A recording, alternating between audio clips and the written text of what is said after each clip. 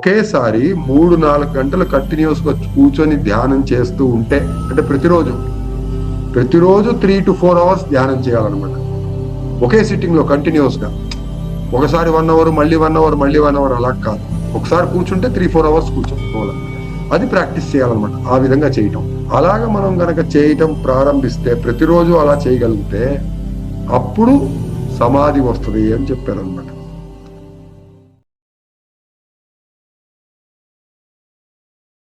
స్వామీజీ ఏమని చెప్పేవాళ్ళు అంటే, ఇప్పుడు రోజు మన్ని 1 గంట సేపు ధ్యానం చేయమని చెప్పేవాళ్ళు కదమ్మా. అలాగే మనం ధ్యానం చేస్తాం అనమాట. ఇప్పుడు ఇంకా ఎక్కువ అంటే, ప్రతిరోజు కేవలం 1 గంట ధ్యానం చేసుకుంటాను, నా మైండ్ కంట్రోల్లో ఉంటుంది, నా కంట్రోల్లో ఉంటుంది, నా జీవితం బాగా సాగుతుంది అంటే ఆ 1 గంట ధ్యానమే చాలన్నమాట. అలా కాదు, ఇంకా ఆధ్యాత్మికంగా ఇంకా ముందుకు వెళ్ళాలి అన్నవాళ్ళు ఇంకా ధ్యానం టైం ఎక్కువ చేసుకోవాలన్నమాట.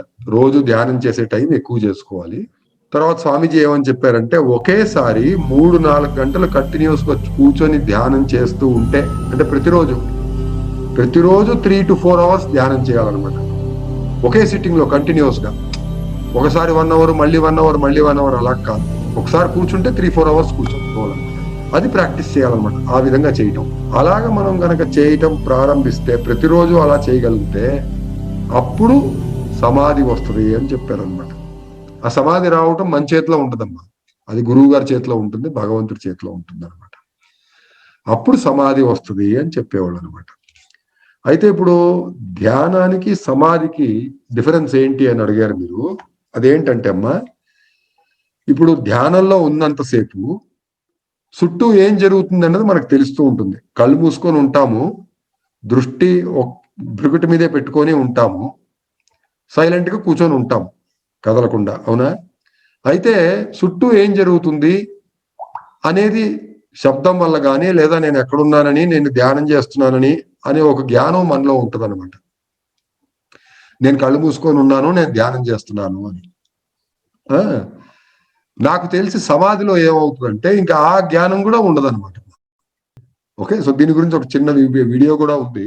ఇప్పుడు నేను చెప్పాలంటే అమ్మ, సమాధి స్థితి ఎలాగుంటది అని చెప్పాలంటే, ఇప్పుడు మీరు అంటే దాన్ని ఒక విధంగా చెప్పాలి అంటే, స్పృహ లేకుండా ఉంటది అని చెప్తాం అనమాట. బాహ్య జ్ఞానం ఉండదు, బయట ఏం జరుగుతుంది అనేది తెలియదు అంటాము సమాధిలో. మరి అట్లయితే మరి నిద్రలో కూడా అలాగే ఉంటుంది. గాఢ నిద్రలో కూడా బయట ఏం జరుగుతుందో తెలియదు. మిగతా వాళ్ళందరూ మన చుట్టూ ఉన్నోళ్ళు అన్ని వింటా ఉంటారు, అన్ని చూస్తూ ఉంటారు, అన్ని తెలుస్తూ ఉంటాయి వాళ్ళకి. కానీ గాఢ నిద్రలో ఉన్న మనిషి తన చుట్టూ ఏం జరుగుతుంది అనేది తెలియదు అనమాట. శబ్దం అవుతున్నా కూడా ఆ శబ్దం తెలియదు, తనంతా తను పడుకొని ఉంటాడు, అవునా?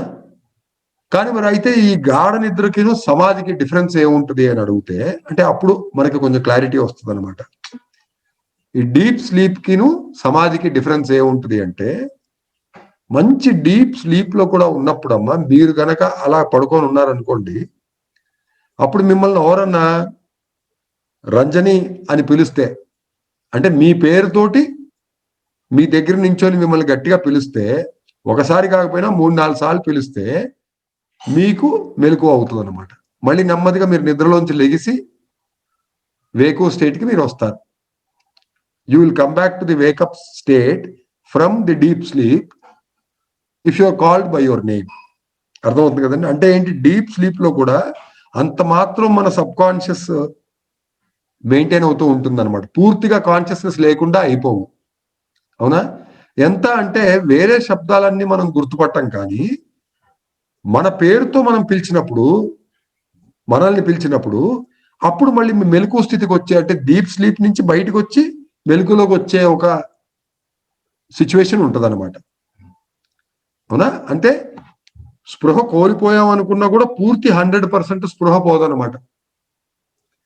కొంచెం సబ్ కాన్షియస్ లెవెల్ మెయింటైన్ అవుతూ ఉంటుంది. ఎంత అంటే మీ పేరు డిటెక్ట్ చేసే అంత అనమాట.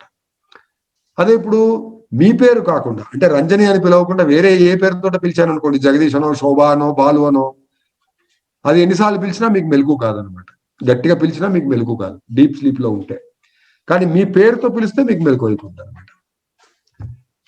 కానీ ఈ డీప్ స్లీప్ కి సమాధి స్టేట్ కి డిఫరెన్స్ ఏంటి అంటే, సమాధిలో మిమ్మల్ని మీ పేరుతో పిలిచినా కూడా మీరు మళ్ళీ నార్మల్ కాన్షియస్ స్టేట్ కి మీరు రాలేరు. ఎందుకంటే మీకు ఆ పిలుపు అసలు వినిపించదు. అంటే మీ చెవులు, your years as well as లోపల మనకి అంతఃకరణాలు అంటాం అనమాట. అంటే బయట చెవులే కాకుండా లోపల మళ్ళీ మైండ్, మెంటల్ లెవెల్లో ఒక చెవు ఉంటుంది అనమాట. ఎట్లాగైతే బయట మనకు కనిపించే కళ్ళు ఉన్నాయి, కళ్ళతో చూస్తున్నాం, అవునా? కళ్ళు కనుక మూసుకొని ఉంటే ఏమి చూడలేము. కానీ స్వప్నం ఎట్లా చూస్తున్నాం మరి? How are we able to visualize the dream, see the dream? Sometimes we remember the dream, right? We can tell how it looked, where we are, what position we are, whether we are in a garden, whether we are in a building, whom we are talking to, we can recognize the person. So that means even when our eyes are closed in deep sleep or in a dream state, there is a mental eye through which we are able to see. Similarly, there is a mental ear, not the physical ear. There is no sound. Nobody else around you can hear the sound, but you can hear a sound when you are dreaming, right? So that means మనకి ఇప్పుడు ఎట్లయితే చెవులు, ముక్కు, కళ్ళు ఇవన్నీ ఉన్నాయో అమ్మా, ఈ బయటికి కాకుండా, బయట కనిపించే ఆర్గన్స్ కాకుండా లోపల మెంటల్ లెవెల్లో కూడా ఆర్గన్స్ ఉన్నాయి అనమాట. కళ్ళతో చూసి ఏదైనా ఎక్స్పీరియన్స్ చేస్తాము, అంతేకాకుండా మెంటల్ ఐతో కూడా చూసి ఎక్స్పీరియన్స్ చేయొచ్చు అనమాట. అది స్వప్నం అంటున్నాం. చెవులతో వింటాము, కానీ స్వప్నంలో మీ అమ్మ మాట్లాడినట్టు, మీ నాన్న మాట్లాడినట్టు క్లియర్ గా వినిపిస్తుంది అనమాట. అక్కడ యాక్చువల్గా శబ్దం లేదు, సౌండ్ లేదు, ఫిజికల్ సౌండ్ లేదు, కానీ మీకు వినిపిస్తుంది. అది ఎట్లా వినిపిస్తుంది అంటే అంతఃకరణాల ద్వారా వినిపిస్తుంది అనమాట. మెంటల్ ఇయర్ తో మీరు వింటున్నారు అనమాట, మెంటల్ ఐతో మీరు చూస్తున్నారు అనమాట. కానీ ఇది జరిగేది ఎలా జరుగుతుంది? స్వప్నం స్టేట్ లో జరుగుతుంది అనమాట, డ్రీమ్ స్టేట్ లో జరుగుతుంది అనమాట. సమాధి స్టేట్ లో ఏమవుతుంది అంటే అది కూడా ఉండదు అనమాట. అంటే బాహ్యకరణాలు కూడా వాటి యొక్క శక్తిని కోల్పోతాయి, అంతఃకరణాలు కూడా వాటి యొక్క శక్తిని కోల్పోతాయి అనమాట. బాహ్యం లేదు, అంతఃకరణం కూడా లేదనమాట. అంటే అప్పుడు ఏంటి, మైండ్ కూడా లేకుండా అయిపోద్ది అనమాట. కాబట్టి అప్పుడు మిమ్మల్ని పేరుతో పిలిచినా లెగరు కదా, మిమ్మల్ని చేత్తో పట్టుకొని కదిపి ఊపి ఎంత లేపడానికి ప్రయత్నం చేసినా మీకు మెలకువ రాదు. You cannot come out of that state. That is called సమాధి అన్నమాట. ఓకే, ఎంత అంటే ఇప్పుడు ఒక్కోసారి నాకు తెలిసింది ఏంటంటే, యోగులు ఉంటారు కదండి సమాధిలో, డయాస్ మీద కూర్చున్న మనిషి పడిపోతాడు అనమాట. డయాస్ మించి ధ్యానంలోకి వెళ్ళిపోయి, డీప్ సమాధిలోకి వెళ్ళిపోయి, స్పృహ అన్నది లేక, తిన్నగా కూర్చునే శక్తి కూడా లేకుండా పూర్తిగా బాడీ రిలాక్స్ అయిపోయి పక్క పడిపోద్ది అనమాట. శరీరం కింద పడిపోయినా కూడా, నేల మీద పడిపోయినా కూడా మనిషికి మెలకువ రాదు, మళ్ళీ నార్మల్ కాన్షియస్నెస్ రాదనమాట. ఎప్పుడు వస్తుంది అంటే, ఎప్పుడైతే మళ్ళీ గురువు గారు ఆయన్ని సమాధిలోంచి బయటికి తీసుకొచ్చి నార్మల్ కాన్షియస్నెస్ స్టేట్కి తీసుకొస్తారో అప్పుడే మళ్ళీ స్పృహ తెలుస్తుంది అనమాట. సో ఆ స్టేట్ ని, ఎక్కడైతే మన కాన్షియస్నెస్ కంప్లీట్ గా లేదో దాన్ని సమాధి అంటారు అనమాట. అంటే అక్కడ ఇంకా నేను అన్నది, నా ఈగో గాని అదేమి లేదనమాట. అవన్నీ సప్రెస్ అయిపోయి కంప్లీట్ గా ఉన్న స్థితిని సమాధి అంటాం అనమాట. ఇప్పుడు అర్థమైందమ్మా సమాధి స్థితి అంటే ఏంటి అని, ధ్యానం అంటే ఏంటి, సమాధి అంటే ఏంటి అనేది ఇప్పుడు అర్థమైందా? కరెక్ట్ గా చెప్పారా, ఇంకా డౌట్ ఉందా? Okay Ranjani, thank you. ఇంకెవరికన్నా దాని గురించి డౌట్ ఉందా? జగదీష్ గారు చెప్పండి, ఎవరు మాట్లాడేది? రామునండి. నమస్తే అండి. నమస్కారం రాము గారు, చెప్పండి. అదేనండి, దానికోసమే ఇప్పుడు సమాధిలోని ఎంత కాలం ఉండొచ్చు, ఎంతసేపు ఉండొచ్చు అండి? అలాగే, ఇప్పుడు నేను చెప్పినట్టండి, ఇంక సమాధిలో ఉన్న మనిషికి అసలు స్పృహ అన్నది లేదనమాట. స్పృహ అన్నది కూడా ఉండదు కాబట్టి సమయము అనేది కూడా వాళ్ళకి తెలియదు అనమాట అండి. ఎంతసేపు అయింది, 1 గంట అయిందా, 1 రోజు అయిందా అన్నది కూడా వాళ్ళకి తెలియదు అనమాట. కాబట్టి ఇది నా ఉత్తరం కాదు, స్వామీజీ గారు చెప్పిన ఉత్తరమే. ఆయన ఏం చెప్పేవాళ్ళు అంటే, ఒకసారి సమాధిలోకి వెళ్ళిపోయిన మనిషి కొన్ని గంటలు, కొన్ని రోజులు, కొన్ని సంవత్సరాలు కూడా అలా ఉండిపోవచ్చు. మళ్ళీ గురువు గారు ఎప్పుడైతే వాళ్ళని నార్మల్ కాన్షియస్నెస్ కి తీసుకొస్తారో మళ్ళీ మామూలుగా లెగుస్తారు అనమాట. వాళ్ళు ఆ సమాధి స్థితి నుంచి మళ్ళీ మామూలు స్థితికి వస్తారనమాట. ఇప్పుడు మనం స్వామీజీ మనకి చెప్పింది, స్వామీజీ గురించి మనకి తెలిసింది ఏంటంటే 8 సంవత్సరాలు రోజుకి 23 గంటలు ధ్యానం చేసేవాళ్ళు.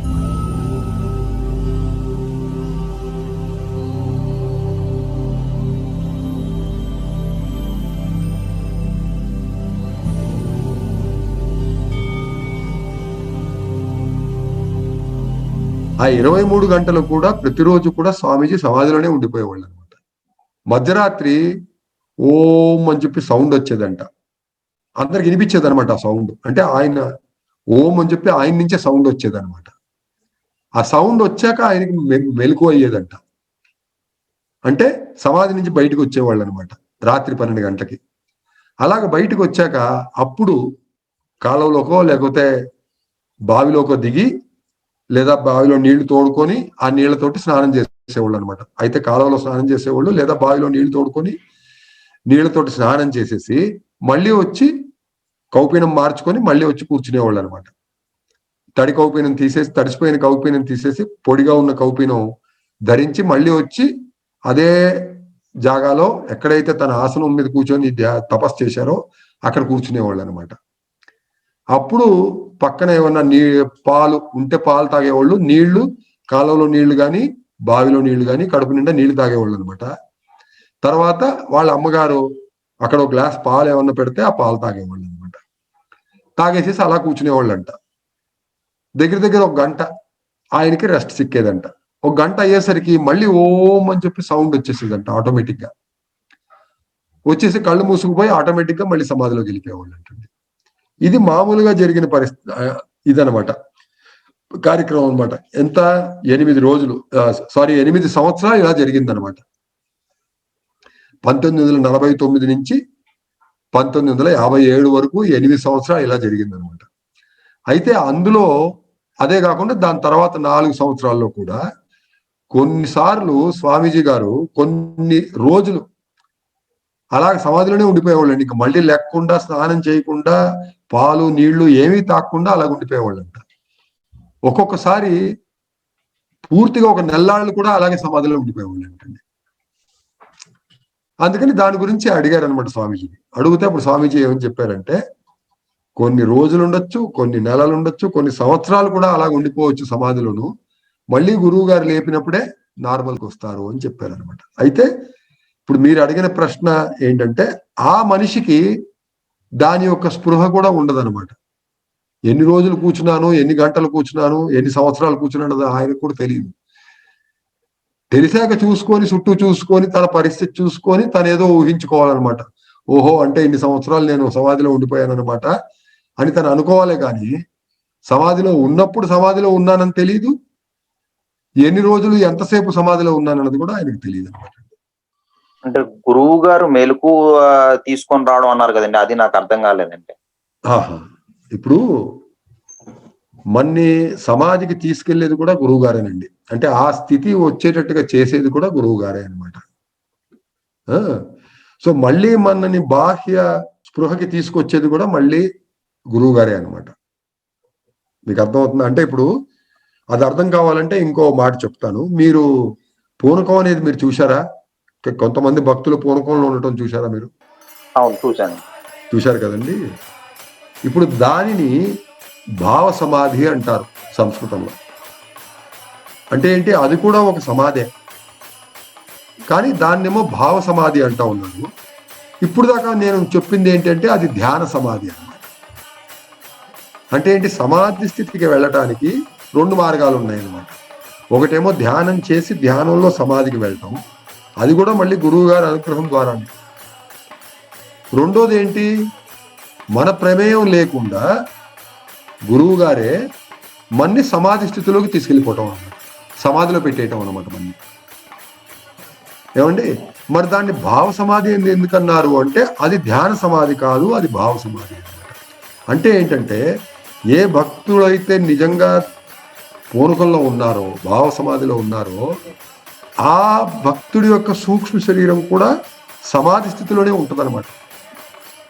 కానీ బయటికి అంటే ఇప్పుడు బయటికి వాళ్ళ గుణం మనకి ఒక ఆంజనేయ స్వామి లాగో, దేవి లాగో, రాముళ్లాగో మనకు కనిపిస్తూ ఉంటారన్నమాట. ఏమండి? అయితే అది భావ సమాధి. అంటే ఇప్పుడు ఫర్ ఎగ్జాంపుల్ ఒక మనిషికి పూనకం వచ్చింది అనుకోండి, పూనకంలో రకరకాలుగా డాన్సులు చేస్తున్నారు, ఏమో క్రియలని మనం చూస్తున్నాం వాళ్ళని. మరి ఆ మనిషి పరిస్థితి ఏంటి? అప్పుడు ఆ మనిషికి ఏమవుతుంది అంటే ఆ మనిషి సమాధిలో ఉంటాడు, ఆ భక్తుడు సమాధిలో ఉంటాడనమాట. అది చేసేది కూడా గురువు గారు అనమాట. అంటే ఏంటి? ఇప్పుడు ఉదాహరణకి ఆంజనేయ స్వామి పూనకం ఆ భక్తుడికి వచ్చింది అనుకుందాం. ఆంజనేయ స్వామి పూనకంలో ఆ భక్తుడు ఉన్నాడు అంటే ఏంటంటే, ఆంజనేయ స్వామి యొక్క సూక్ష్మ శరీరం ఆ భక్తుడి యొక్క భౌతిక శరీరాన్ని తీసేసుకుందనమాట, పూర్తిగా వశం చేసేసుకున్నాడు అనమాట ఆంజనేయ స్వామి. మరి అప్పుడు ఈ భక్తుడు ఏమయ్యాడు? మరి ఈ భక్తుడు కూడా సూక్ష్మ శరీరం ఉంది కదా, మరి ఆ భక్తుడు ఏమయ్యాడు అంటే ఆ భక్తుడు అప్పుడు సమాధిలో ఉంటాడు అనమాట. దానిని భావ సమాధి అంటారు. మళ్ళీ ఇప్పుడు భజనలో ఉన్నంతసేపు ఆంజనేయ స్వామి పూనకంలో ఉన్నారు, ఆ భక్తుడు ఆంజనేయ స్వామి పూనకంలో ఉన్నాడు, భజన అయిపోయింది, అలా కూర్చొని ఉంటారు. హారతి స్వామీజీకి హారతి ఇచ్చేసి మళ్ళీ వాళ్ళకు కూడా హారతి ఇచ్చేస్తాం. కాసేపు అయ్యేసరికి పూనకం పోతుంది అనమాట.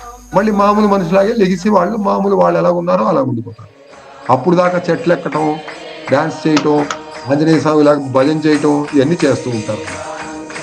అంటే ఇప్పుడు అంతసేపు ఏం జరిగింది అంటే అంతసేపు ఆ మనిషి పూనకంలో అంటే భావ సమాధిలో ఉన్నారు. అయితే అది భావ సమాధి అన్నమాట.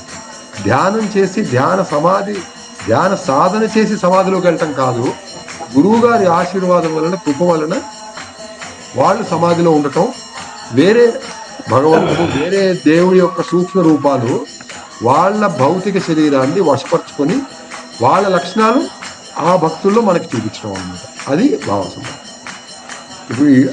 ఇప్పుడు అర్థమైందండి? అర్థమైంది.